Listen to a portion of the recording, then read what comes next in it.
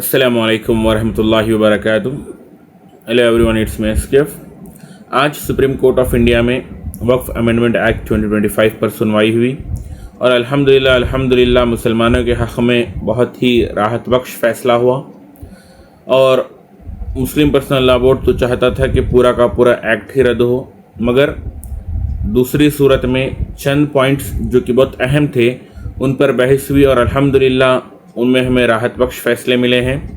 सबसे पहला फ़ैसला तो ये कि वक्फ़ करने के लिए ज़मीन आपको 5 साल से प्रैक्टिसिंग मुस्लिम होना ज़रूरी है। भाई 5 साल से प्रैक्टिसिंग मुस्लिम होना ज़रूरी है, ये कैसे मालूम करेंगे आप कि किसी ने इस्लाम कबूल किया है उसको कंटिन्यू 5 साल किसी नुमाइंदे के उसके पीछे रखकर मालूम करेंगे? क्या मस्जिदों में कैमरा फिट करके करेंगे? क्या उसके दाढ़ी कुर्ते पैजामे से उसका क्राइटेरिया तैयार करेंगे? तो ये सीधे सीधे बात ना समझने वाली थी। और सुप्रीम कोर्ट ने इस पर कहा जब तक कोई एक ठोस इस पर फैसला नहीं लिया जाता तब तक इस एक्ट को तानाशाही तरीके से नहीं चलाया जाएगा।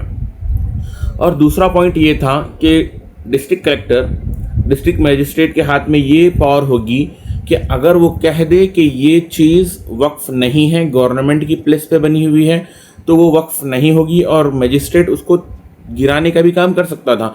400 साल 500 साल पुरानी मस्जिद हो, दरगाहें हो, कब्रिस्तान हो, जो भी हो, अगर मजिस्ट्रेट कह दे कि ये वक्फ की ज़मीन नहीं है तो वो रद्द हो जाता और उसको डिमोलिश करने का पूरा पूरा हक मजिस्ट्रेट के हाथ में होता था। मगर अल्हम्दुलिल्लाह इसको भी रद्द कर दिया गया है और तब तक सुप्रीम कोर्ट का फैसला नहीं होगा या फिर हाई कोर्ट से आपको ऑर्डर नहीं मिलेगा, आप किसी भी वक्फ की चीज़ को हाथ नहीं लगा सकते। और तीसरा पॉइंट ये है कि जो मेंबर्स होंगे जिसमें नॉन मुस्लिम्स को एंट्री दी गई थी और कंपलसरी 2 नॉन मुस्लिम्स होंगे और इसमें इससे हटकर जो है एमपी, फार्मर, जज और दूसरे कैटेगरीज में और ज़्यादा हिंदूज़ को इन्वॉल्व करने की कोशिश की गई थी और कंपलसरी उसमें 2 औरतों को रखने की बात हुई थी और इसे भी सुप्रीम कोर्ट ने आज रद्द कर दिया है। जिसमें जो कि सेंट्रल वक्फ बोर्ड है, सेंट्रल वक्फ बोर्ड में 20 मेंबर होते हैं, इनमें से 4 मेंबर को जगह दी गई है नॉन मुस्लिम्स को। और स्टेट वक्फ बोर्ड जिसमें 11 मेंबर्स होते हैं, इसमें 3 मेंबर्स को देने की बात की गई है। और सीओ जो होता है वो कोशिश करें कि वो कंपलसरी मुस्लिम हो, ये बात भी कही गई है। ये नहीं है कि कंपलसरी मुस्लिम ही होगा, कोशिश करें कि मुसलमान को ही बनाएं।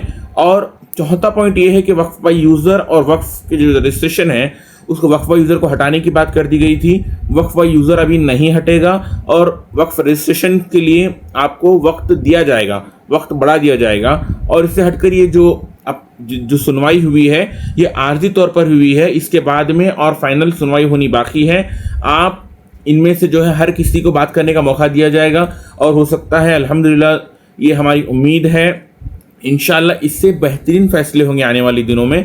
ये छोटी मोटी जो सुनवाई आती जा रही हैं इसमें अल्हम्दुलिल्लाह जो पिछले 3 महीने पहले भी सुनवाई हुई मार्च अप्रैल में, वहाँ पर भी हमें थोड़ी सी राहत मिली थी। अल्हम्दुलिल्लाह आज बहुत राहत बख्श फैसले हुए हैं। अल्लाह से दुआ करें कि और राहत बख्श फैसले होते रहें। और इस सुनवाई में सबसे बड़ा फैसला, सबसे बड़ा राहत बख्श फैसला हमारे हक़ में ये हुआ कि डिस्ट्रिक्ट कलेक्टर के हाथ से जो पावर छीन ली गई है वो बेहतरीन हुआ। अगर उनके हाथ में वो पावर होती तो मस्जिद, मकाबिर, कब्रिस्तान, खानखाहें, मदारिस, मकातिब, तकिए, इमाम बाड़े, कब्रिस्तान, ईदगाहें और बहुत से चीज़ें शायद हमारे हाथ से निकलने के लिए तैयार रहती हमारे हाथों से। और हम शुक्रगुजार हैं सबसे पहले तो अल्लाह के, जिन्होंने हमारे लिए हमारे हक़ में फ़ैसला फरमाया। और उसके बाद हम उन लोगों के शुक्रगुजार हैं जिन्होंने हमारे इस केस को सुप्रीम कोर्ट में फ़ाइट किया, चाहे कपिल सिब्बल साहब हो, राजीव धवन साहब हो, हुज़ैफ़ा अहमदी साहब हो, अभिषेक मनुतानवी साहब हो, हम आप सबके शुक्रगुजार हैं।